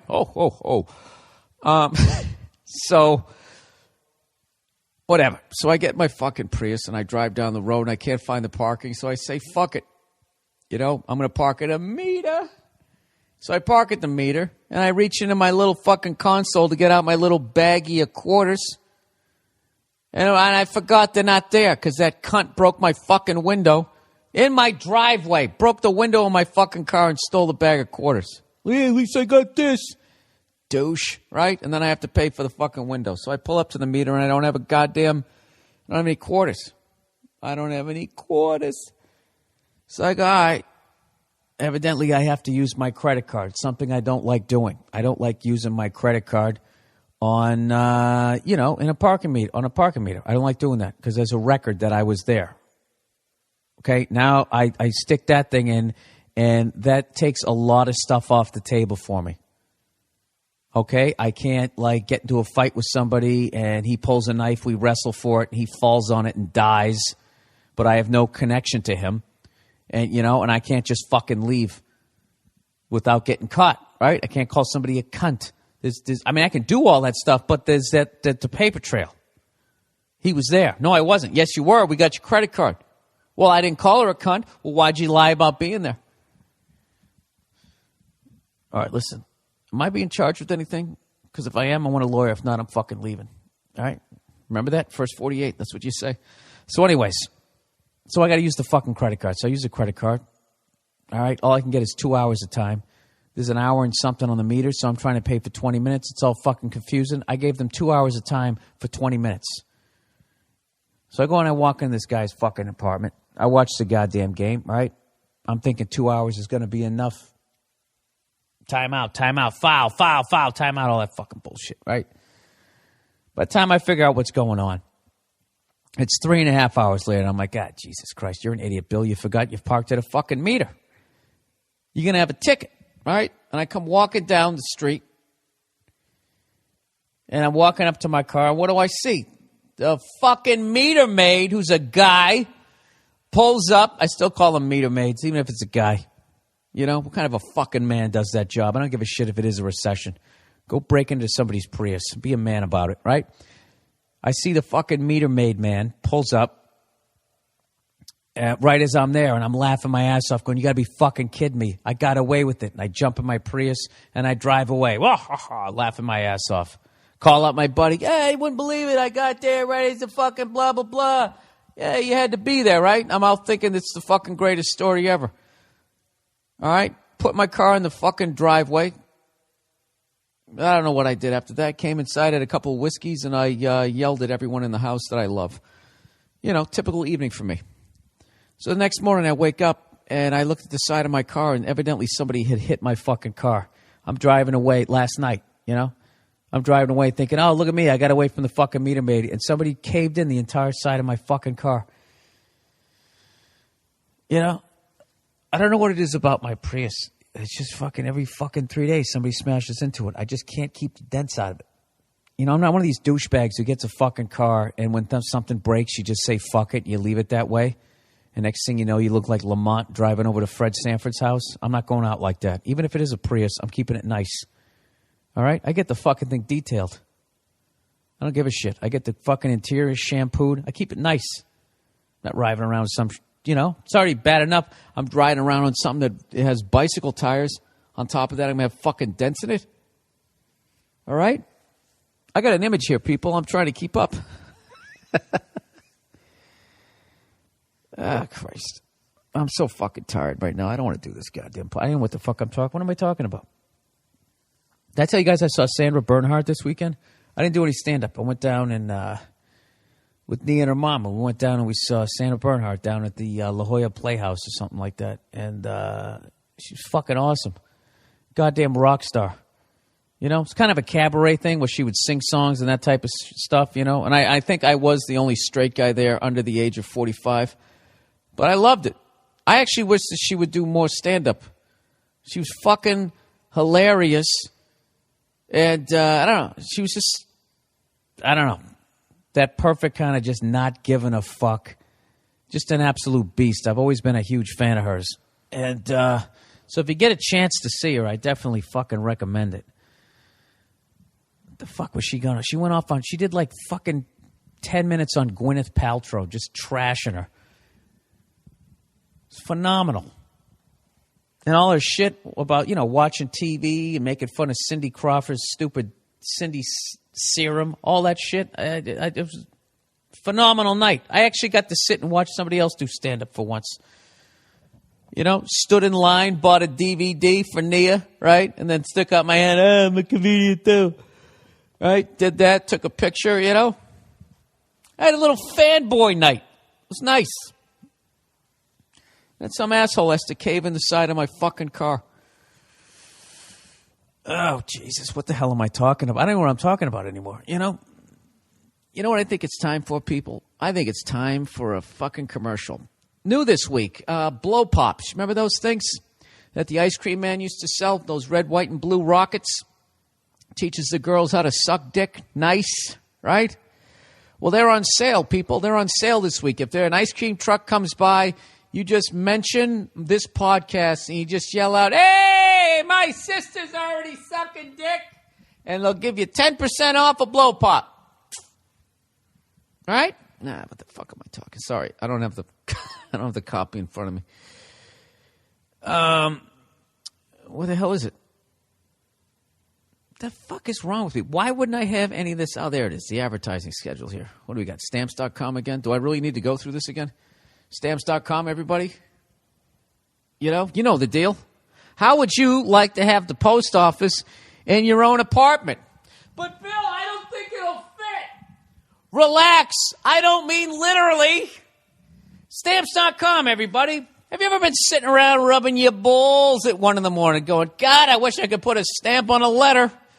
Well, with Stamps.com, that dream is now a reality. Okay? So why don't you call Oprah and start crying about it because your dreams have come true. All right? Look, no one wants to go down to the post office. It's a dangerous place to go, okay? Every 6 weeks, somebody's down there doing something crazy, right? There's always some homeless guy, holding the door for you as you walk in and then expects, that you're going to pay him on the way out. Like that's how life is. Like that's how quickly you get a return investment, Like I couldn't open that door myself, you filthy son of a bitch. Why do you want to deal with that? Forget about when you go in there and there's some old lady trying to mail her dentures to Cincinnati. You don't want to stand behind that. How do I weigh it? Wouldn't it be nice if you had a scale in your own apartment, or house, or dwelling, or even your cubicle? All you got to do, people, is go to Stamps.com. You can buy and print official U.S. postage on your own computer. And you can print out those stamps, everybody. What'd you think? You were just going to stare at them on the screen? They got it all figured out. All right? Stamps.com will also give you a digital scale to weigh your packages. You type in the zip code. It's very easy. I've been sending all my DVDs. It's amazing. It is amazing. Right now, Stamps.com has a special offer for my listeners. All 17 of them. If you use my last name, Burr, B-U-R-R, all capital letters, you get a no-risk trial plus a $110 bonus offer that includes a digital scale and $55 in free postage. Okay? I don't know what else you need. Go to Stamps.com before you do anything else. Click on the microphone, the radio microphone at the top of the homepage. You type in Burr. That's Stamps.com, everybody. Enter Burr. How was that? Was that a nice read? I think it was. I think there was just enough comedy in there while I got the information out, too. Oh, Jesus. So anyways, I live in this old-ass house, all right? And whoever lived here before, I don't think it's the people right before, the people before them. This is a great old house. And the great thing about having an old house is they have these old fixtures, door handles, hinges, other handles, wood carvings, all that type of stuff that makes the thing unique. You know what the worst is? Is when somebody lives in the house before you and they don't fucking appreciate it. And what they do is they take all those wonderful features, they take them out, they go down to Home Depot and they buy some plastic hunk of shit and they use that as a goddamn door handle. Well, you know what? That's not how I roll. Am I really going to talk about brass door handles at this point? Is that how far the fucking podcast has come? I got a fucking door handle. It's made out of brass, and it has 90 years of schmutz on it. Okay, Fatty Arbuckle banged a whore up against it probably sometime in the early 30s. And that schmutz from that whore's twat is still on the door handle. Okay? And I went out and bought myself a little fucking kit, and I'm trying to polish that thing today, and I realized how annoying it must have been to work for rich people back in the day. We had to polish up their candelabras and their fucking spoons and their teacups. Oh, my God. I would fucking rub my balls on all their fucking forks and everything before I put them in the drawer. And there's no way these people didn't do that. There is nothing more annoying. And I know these people back in the day had no idea what an iPad was. You know? They had no idea what it would be like to have live streaming porn on some little fucking plastic box right on their table where they could rub one out whenever they wanted to. I realized it was a simple time. You know? Back in the day, like an apple was a dessert. At least according to my research, it was. Remember that back in the day, you'd watch those Tom Sawyer movies and they'd be, hey, whitewash my fence and I'll give you an apple. Boy, oh boy, a fucking apple. Kid couldn't believe it. I don't understand. You figured then there was a whole bunch of apple trees all around. Why don't you go climb one up, you dumb fuck? You wouldn't have to paint the fence if you really thought about it. But then again, he was an orphan. Wasn't Tom Sawyer an orphan? Or was it Huck Finn? I don't fucking know. What am I talking about? Anyways, to be back in the day, just have to sit there and shine up all these fucking rich people's bullshit. You know? I bought this that you can't afford. Make it even shinier. And you got to sit there doing that. You know, the same motion over and over again. The fucking, your knuckles swelling up, right? Just sitting there, you know, going, I always want to drive a stagecoach, and that dream just never happened for you. And there you are, your whole fucking life. You got to sit there and shine spoons, not wash them. You got to wash them, and then you got to fucking shine them up. Let me tell you something. I fucked with this brass door handle for about 20 minutes, and I was like, you know what? Fuck this. No, I didn't. I went on YouTube and actually looked up how to shine a brass fucking door. So now I'm going down to the fucking hardware store tomorrow. And I'm going to get some fucking low-grade or high-grade fucking SOS pad. And I'm going to do that with a little toothbrush tomorrow. Shine this son of a bitch up. And somehow I feel like it's going to fill the void. Oh, God. Can you guys feel me slowly going crazy? Well, if you can, I don't give a fuck. Hey, if you've been wondering, you know, I've realized that forever I haven't even told you guys how to email me. It's bill@themmpodcast.com. All right? Bill at, that's the A with the circle around it, like Walt Disney drew it, right? bill@themmpodcast.com. Okay? I said it 3 times. If you can't figure it out, go fuck yourself. I don't even say go fuck yourself, because if you're trying to email me to tell me I gave you the wrong email, I'm not going to get it. You can either go there or go to billburr.com/contact. And contact is spelt the American way, CONTACT. Okay? Not the Hungarian way. Is that a fucking moth, you goddamn cunts? I need oh my God, you motherfucker. Buy an old house that has such character. Hang on a second. I'm going to kill that fucking thing and risk losing all my PETA listeners. Hang on. Fucking motherfucker. And end of your life, bitch. Yeah, that's it. That's what happened. That's how that ended. All right, I'm back. One less moth in the house trying to eat my fucking sweaters. Do mothballs work, or that's like ice cubes in the drink of moths? Do they? Because I swear to God, I got mothballs all over the fucking place, and these guys, I think they're throwing them in a highball glass as they fucking chow down my turtlenecks. I dress like Dick Cavett now. Did I tell you guys that? Anyways, the contact link at the top of billburr.com is bill@themmpodcast.com or billburr.com/contact. Send me an email, you know. Let me know you're listening. Do it. Don't do it. Who gives a fuck? Do you even give a fuck at this point? I think a lot of my listeners right now are just sitting with their hands, their head on their hand, just staring off into space. And I got to be honest with you, that's exactly how I feel. I just don't have time to do this tomorrow morning, so I'm doing it right now. You know what I mean? It's kind of like when you're building a toy for your kid and you don't really want to do it. You know, you're just plowing through it. You're not even thinking about the joy he's going to have. You're just trying to get to step 8 where you can just finish this whole fucking thing. Last week I brought up the different types of cock blocks. Last week I brought up the announcer, that guy who can cock block you from across the room. Second he sees something, happening between, hey, what's going on over here? Look out for that guy! All right, that guy. Then you got to slowly slide your hand back down the thigh, back from out from underneath the dress. You just probably have a good time. So here's another type of cock block. Evidently, this person named the 007s. This is the friend of the girl you're trying to hook up with, or who acts like she's indifferent about heading back to your or what? The friend of the girl you're trying to hook up with who acts like she's indifferent about heading back to your place or staying at the party, but is secretly texting 1,000 reasons to her friend as to why they should get the fuck out of there. Oh, that's the worst. That's right. Why don't you just man up and say, I don't want to bang you. I'm leaving. So anyways, just because she's not getting any attention, she's always got some stupid passive-aggressive look on her face as she's texting and going on about why they got to get to Mickey's because everyone's there. Mikey's because everyone's there. Yeah, it's always, is there anything worse? Something? What do you think is worse? The guy, your buddy, cock blocking you, or the ugly friend of the hot girl? Marissa, let's go. You know what I wish I did back in the day?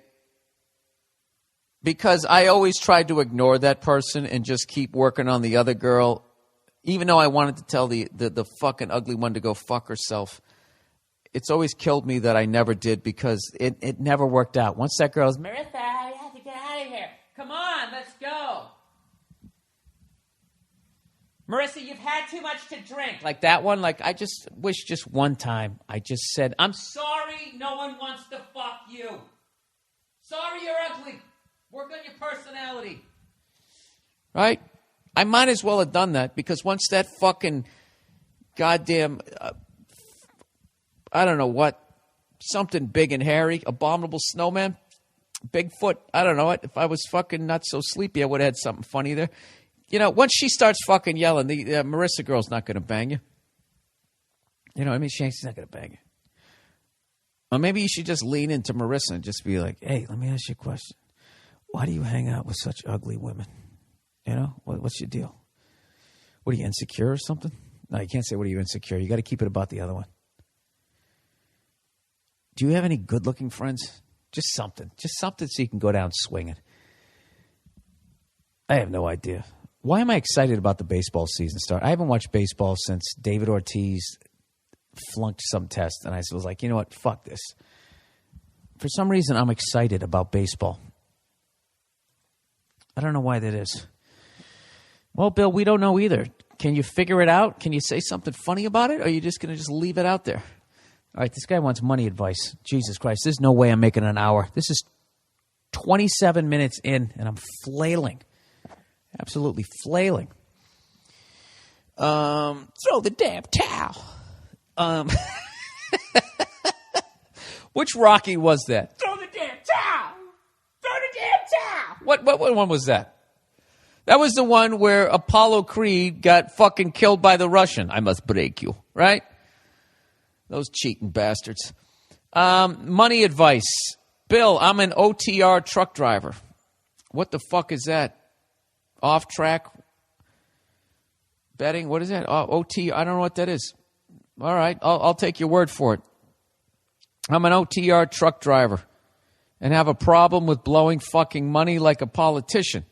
I have a wonderful fiancée with a great head on her shoulders, and she is great with money. Every time I see the bank statements, the balance is more and more, so I know she's doing a bang-up job with our finances.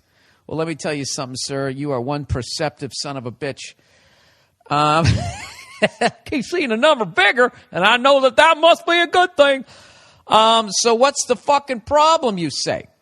Well, like I said, I'm terrible with money, so I got one of them prepaid debit cards. He literally wrote one of them. I like this guy. He talks like Elvis. And every Tuesday, payday, my girl puts $50 on there so I can get groceries. That way I don't turn into one of these fat shits that eats every meal out of the Wendy's. Out of the Wendy's. Oh, God, this guy's great. Eastbound and down, loaded up and trucking. We gonna do what they say can't be done.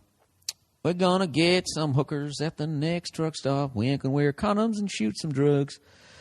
And we'll all get fucking AIDS and pass it all around.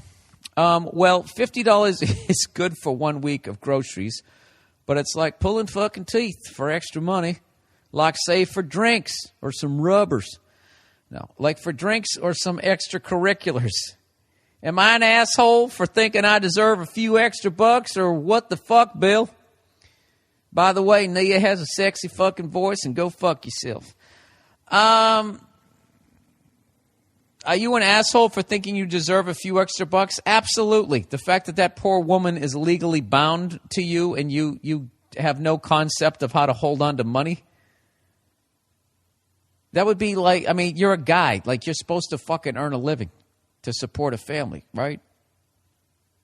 If you have no concept of that, that would be like if she had no concept of like how to have a baby or how to blow somebody. You know what I mean?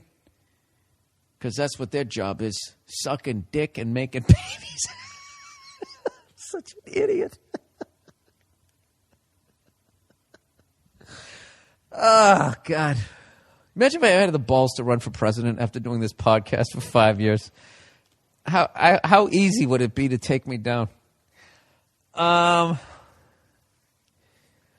Dude, why don't you learn about money?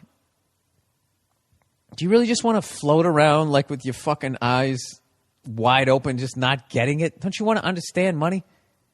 She's giving you $50 a week. You know why? Because you're too fucking stupid to get 60. And I'm sure you can crawl under a truck and modify it. I'm not saying you're straight across the board dumb, but not to understand money. I swear to God, dude, is one of the dumbest things that you, honestly, and this is for everybody, it's one of the dumbest things you could ever do in life is, I understand not understanding money up to about 18, 19, but once you're to the point where you can go to a library, where you can go on the internet and you can just read up on it, okay? If you don't understand money, you're going to be behind the 8 ball for your entire fucking life. And you're basically going to be an indentured servant to credit card companies and banks. And your life is going to suck way more than it needs to. Okay? I'm not saying that just because you understand money, one of your kidneys isn't going to shit the bed. Bad shit's already going to happen. You don't need to compound it with not understanding money. All right? This woman is the best thing that ever fucking happened to you. You don't understand money, and you want money for drinks and some extracurriculars. What does that mean, an 8 ball? If you start with drinks, and then you say, I like how, say for drinks or some extracurriculars, like boozing to you isn't even an extracurricular activity. That's just, that's like nourishment for you. So I'm assuming that extracurriculars is at least a bag of weed or maybe some condoms to bang some truck stop whore. Listen, sir, you got a great fucking woman, but she's only going to put up with you not understanding money for so long. Because at some point, she's going to want a goddamn man. Okay? Especially once you have a couple of kids. She doesn't need you being some adult kid. So I would say read up on money. And you'd understand what a favor she's doing for you. If your bank balance is going up, you're doing better than 90% of the people out there. All right? So here's a good thing. You got a fucking angel, and she's smart. And just read up on money. All right? She's also keeping you in shape. Go buy groceries. Don't become a tub of shit. She's basically, without you even realizing or possibly even her, she's laying down the gauntlet here.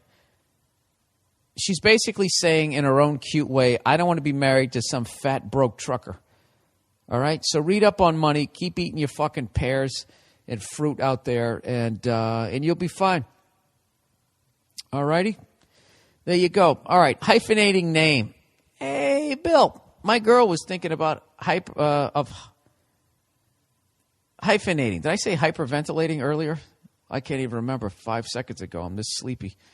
My girl was thinking of hyphenating her name when we get married. I'm not some archaic, patriarchal nutcase, but I think the whole concept is absolutely ridiculous for one reason. First of all, I love that if you even disagree with some fucking horseshit a woman's going to do at this point, you always have to say, no, I'm not some caveman. So anyways, he goes, I think it's absolutely ridiculous for one reason. Say we have a daughter and our daughter wants to be like mommy and get her name hyphenated. Then she will have 3 names. If she has a daughter who does the same thing, she will have 4 names. Absolutely ridiculous. Your thoughts? Yeah, I would say that women hyphenating their last names is basically the same as, that's like their prenup. You know? So they can just drop you off. You know, if you get divorced, they can just sort of chop you off like an appendix, you know?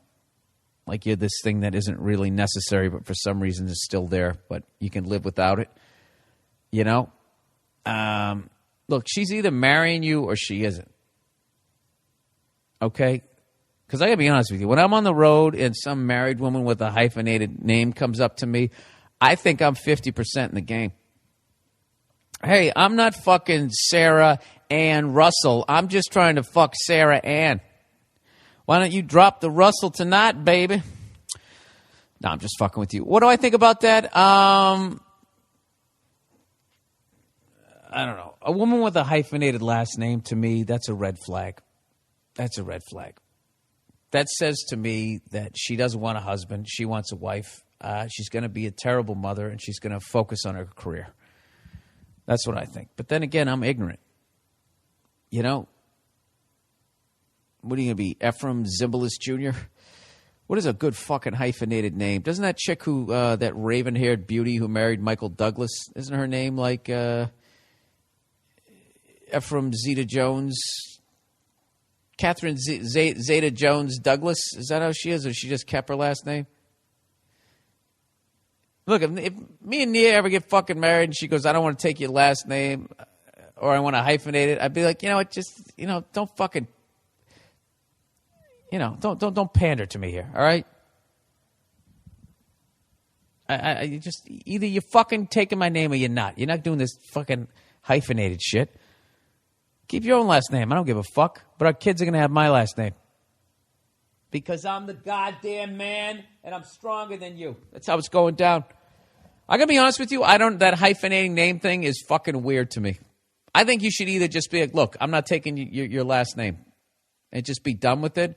Or the hyphenating name is, I noticed that a lot of chicks on Facebook do that. So they can get in touch with guys they used to bang back in high school and college so they can still be found. You know? That's what I think. So there you go. I think she's got a wild streak in her. I don't think she's ready to settle down. She doesn't want that barn door to close. She'll go into the barn, but don't close that door. She's going to start kicking. Advice. Hey, Bill, I need some advice. Oh, I didn't give you any. What do you think about it? Yeah, I think it is fucking ridiculous. All right?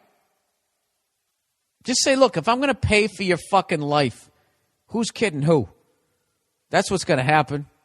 You're going to pay for it one way or another. You are going to pay for it. You're going to have most of the fucking financial responsibilities, and you're going to die before she does. That's basically how it goes.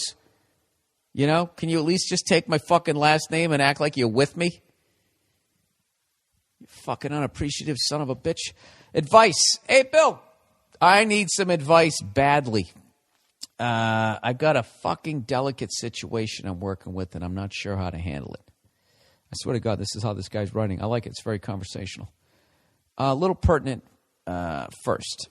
I'm a 20-year-old living with my parents. My 21st is the 20th. It's like a math problem. If a train leaves at 20, and the 21st is on the 20th. Mid-April, I plan on getting a vasectomy. I do not want advice about this. Well, you're going to get judged. What are you, one of those population people? I haven't gotten laid in about a year and a half. Story, last Friday the 9th, there was a party at a friend's house, Kelly's. Her parents were out of town, and she was a senior. And why did I say her name? Is she of age?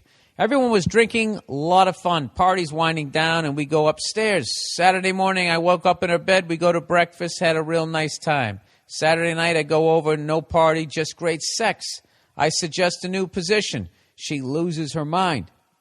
Says it was the best sex of her life. It's a great story so far. What could go wrong? As we're cuddling, falling asleep Saturday into Sunday, I casually suggest that we should never date, and she completely agrees. Oh my God, this girl's a fucking angel. What could go wrong, right? Backstep a little bit. I broke up with my very unserious girlfriend and also a senior at the same high school about 2 or 3 weeks ago, saying I want a more serious relationship. Completely true. The fucking challenge is, should I try and keep this thing going or quit while I'm ahead? The only potential downside is if word gets out, it would put a lot of strain on the relationship with one of my extremely good friends, also my ex-best friend. All right, so you're banging your ex-best friend's girlfriend. Do I need to read the rest of this? Yeah, quit while you're ahead, dude. Unless you don't give a shit about your best friend.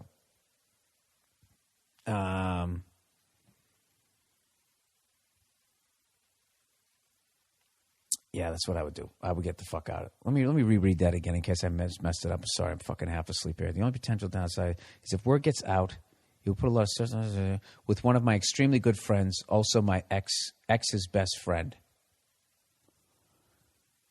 Dude, I can't do the math on that. I'm too fucking tired.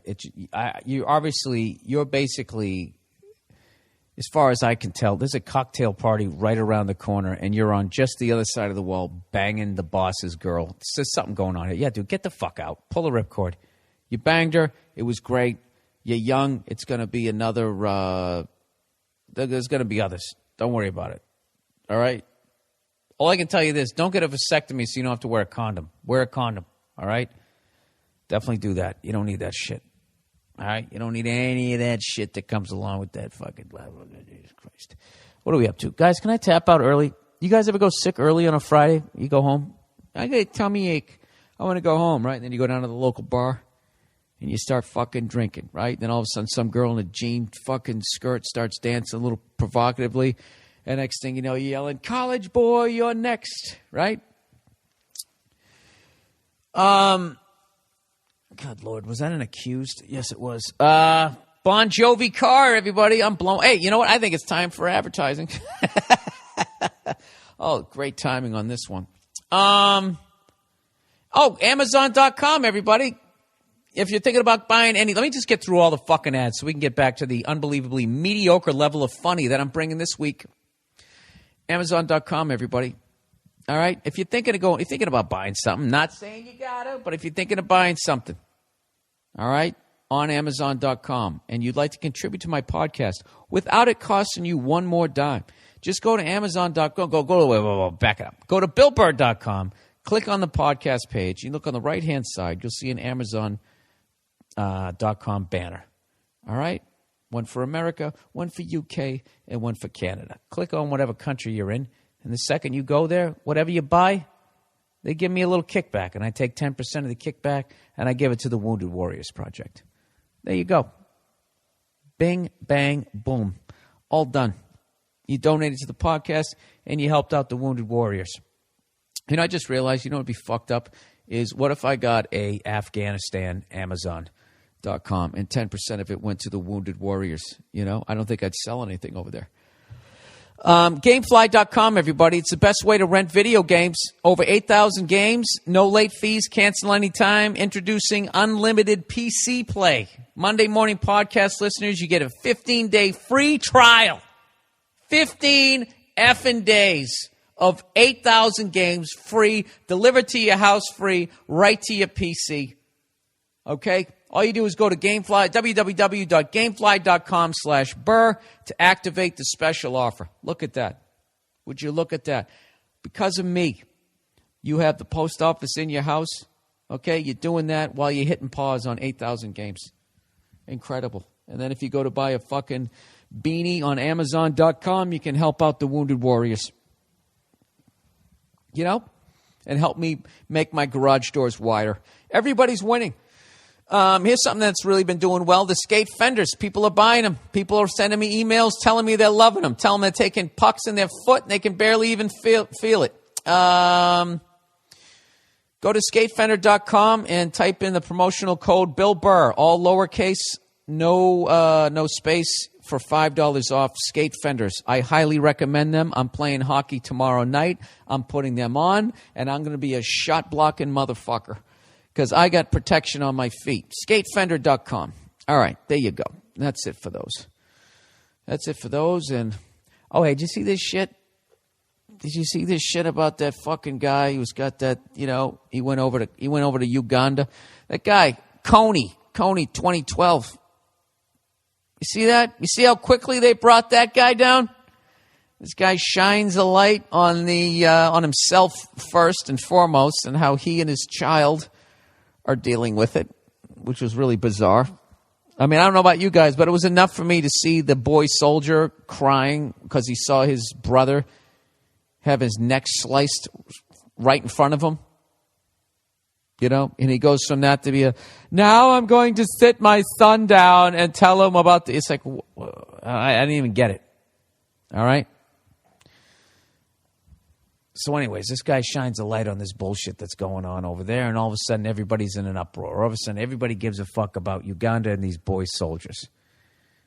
And all of a sudden the United States government's going, dude, we're fighting two wars. We can't even afford to fight one. Now this guy's bringing this shit up. Gee, wouldn't it be nice if something fucking happened that would discredit him? Next thing you know, a couple days later, hey, this guy connected with the film from that Connolly 2012 gets caught jerking off in public. Was I the only guy who found that unbelievably fucking convenient? I didn't buy it for a second. In fact, I tweeted, back in the day, they used to assassinate you. Now they just do this. You know what I mean? If they can make it look like we landed on the moon in 1969, you don't think that they can make anybody they want, make it look like you're rubbing one out in the fucking parking lot? I don't buy it. What that fucking douchebag was doing, not douchebag, that fucking self-serving cunt. There we go. That's what I was trying to say. What he was doing with that film was he was putting pressure on the United States to go over there and fucking somehow insert themselves into that situation, which would have cost a ton of fucking money. But there's no way to be like, hey, fuck those boy soldiers, because of what it says in our pamphlet. Give us you're weak, give us your poor, and we'll exploit the shit out of them and let them die of tuberculosis in a damp apartment. And then years later, whoever made the most amount of money gets a statue made out of them. That's all in our thing. So we can't look the other way with these fucking boy soldiers. So what's the easiest thing to do? Just make that guy look like a freak show. First of all, who hasn't jerked off in a parking lot, honestly? Who hasn't done that? Your fucking girl goes in to exchange something. You're sitting there, you're bored, you can't get any radio reception because, it's back in the day. You just say, I'm bored, right? You got a girl in your life, so there's going to be some sort of napkins in the car. What are you going to do, right? You got the captain's chairs. No one can see you. Oh, this is taking forever. Hey, what if I rub one out, right? Yeah, but now everybody's got a fucking camera. You know what's amazing is that everybody hasn't got caught jerking off in public at this point. Everybody's got a camera in their cell phone. What I'm trying to say, people, is I don't buy it. And it doesn't matter. I don't give a fuck whether the guy from Connolly was jerking off in a parking lot or not. That doesn't change whether or not there's boy soldiers in Uganda. But what's great is then the conversation switches from what's going on over there to, whoa, what's this guy doing? Is he rubbing his dick like we all do? And then everybody would be like, yeah, but we don't do it in public. Oh, so what? That makes you better? Doesn't make you better. It just makes you more considerate. Doesn't it? I mean, if you had two people and they were both shooting heroin and one person had the decency to do it in their house and the other person does it out in public, at the end of the day, you're both drug addicts. So if you're really going to sit there and shit on this guy for jerking off, then you would have to basically be not jerking off at all. Right? Ladies and gentlemen of the jury, I'm asking you to look into your hearts. If you have not rubbed one out, let he who has not rubbed one out in some sort of no, you never jerked off at work? God, I'm fucking bored. Excuse me, let me go to the bathroom. Maybe they'll think I'm taking a shit standing up.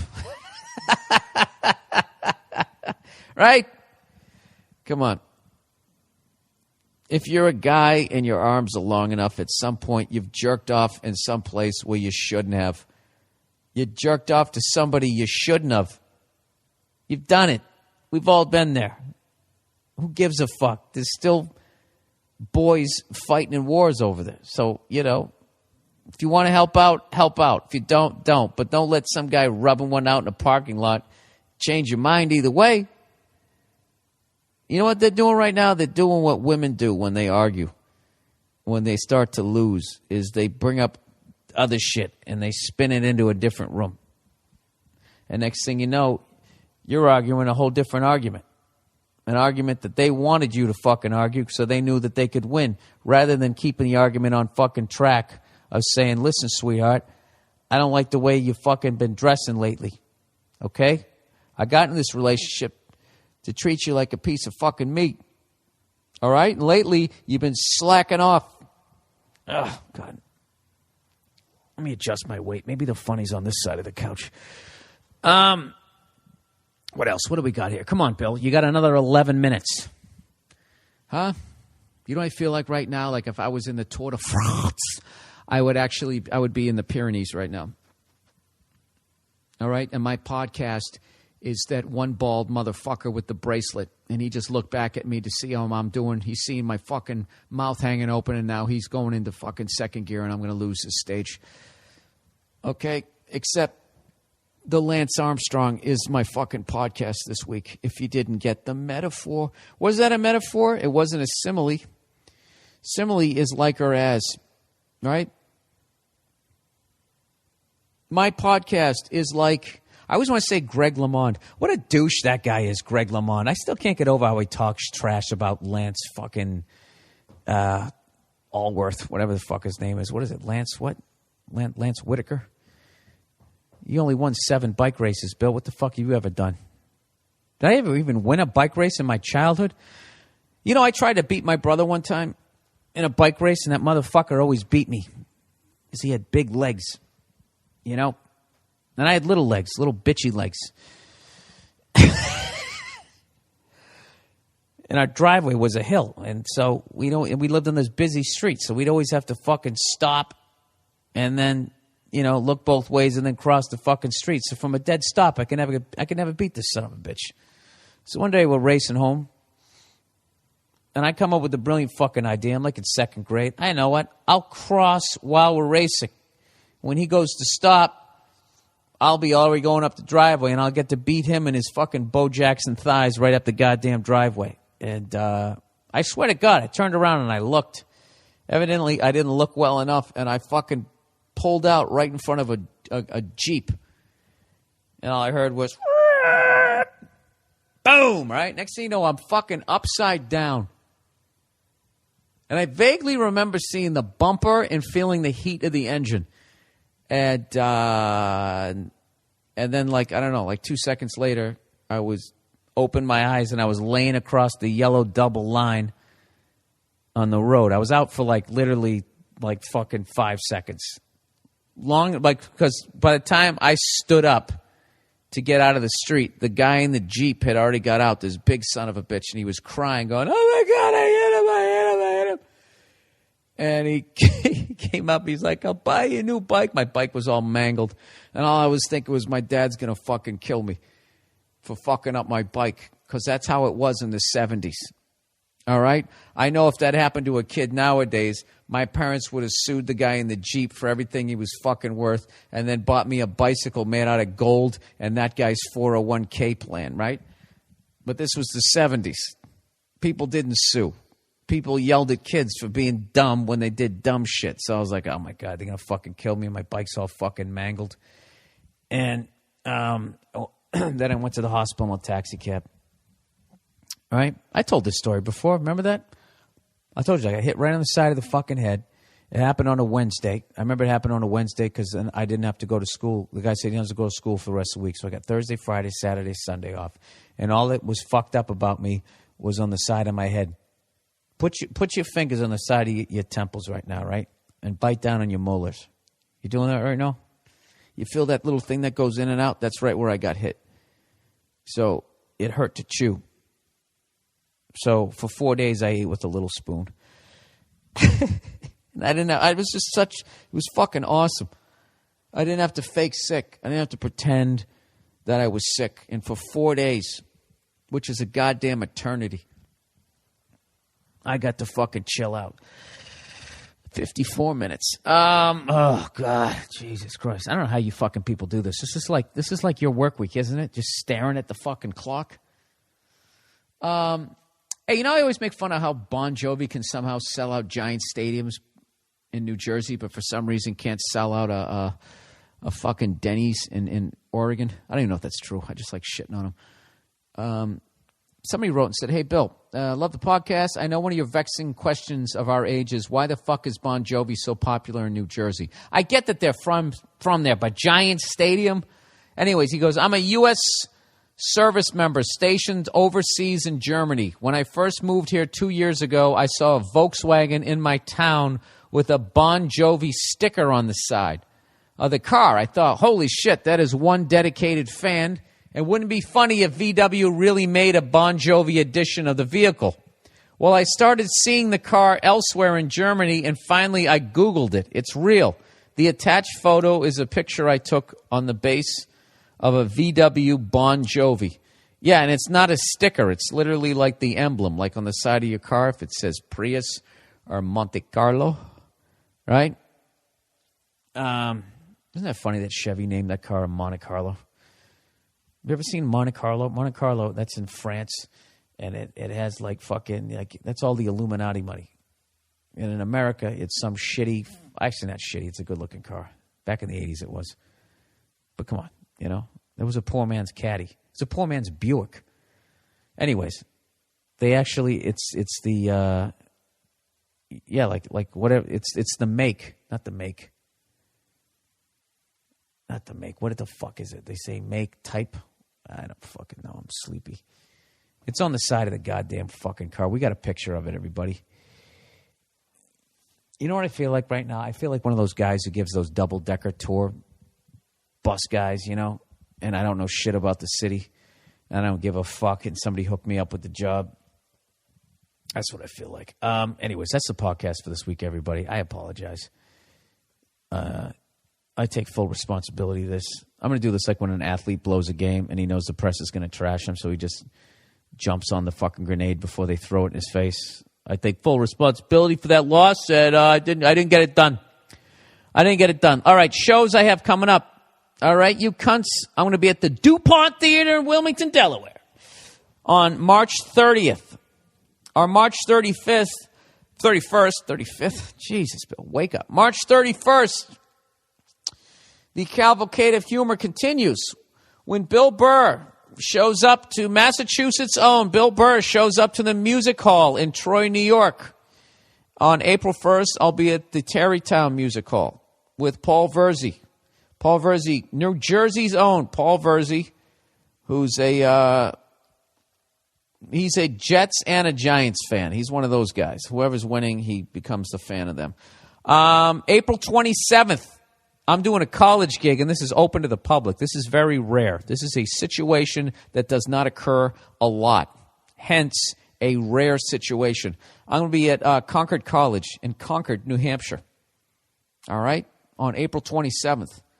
And I have all the links here on BillBurr.com. You just click on shows, and then you click on the go button next to the gig you want to go to, and next thing you know, you go into the fucking show. Unless your girl gets sick and doesn't want to go. And then you got to eat the fucking tickets, and you resent her. When she falls asleep, you give her paper cuts with the tickets between her toes. June 15th, 16th, and 17th, I'm going to be in San Jose, California. Vacationing? No, I'm going to be at the Improv, San Jose, California, June 15th through the 17th. And if that city isn't enticing enough, you could then... like the Grateful Dead, follow me to another luxurious city, a place called Ontario, California, part of the Inland Empire that conquered the middle region of Southern California hundreds of years ago. I'm going to be at the Ontario Improv on June 29th, 30th, and July 1st. Those are going to be great shows because I hate that city. So I will be extra cunty and probably a lot funnier than I am on this podcast. And the last one I have for you, for all you white trash people, anybody out there got a mullet? I got back-to-back, no. July 13th, 14th, and 15th, I'm at the Improv in West Palm Beach. All right? And if that isn't white trash enough for you, I'm going to be in Orlando, Florida, home of Disney World, the Epcot Center, and the day after pill. The morning after, what do they call it? Orlando, Florida. I'm going to be at the Orlando Improv, September 7th, 8th, and 9th. And finally, I'll be at the Brea Improv, September 21st, 22nd, and 23rd. And I know what you're thinking. Wow, Bill, those are a lot of club dates. Those are a lot of shows you're going to do there. You're kind of fucking old. What are you doing all those shows for? Well, I'll tell you why, everybody. I'm building up my new hour. All right? I'm building up my new hour. I was supposed to learn how to ride a fucking motorcycle today, but it was supposed to rain, so everybody canceled it.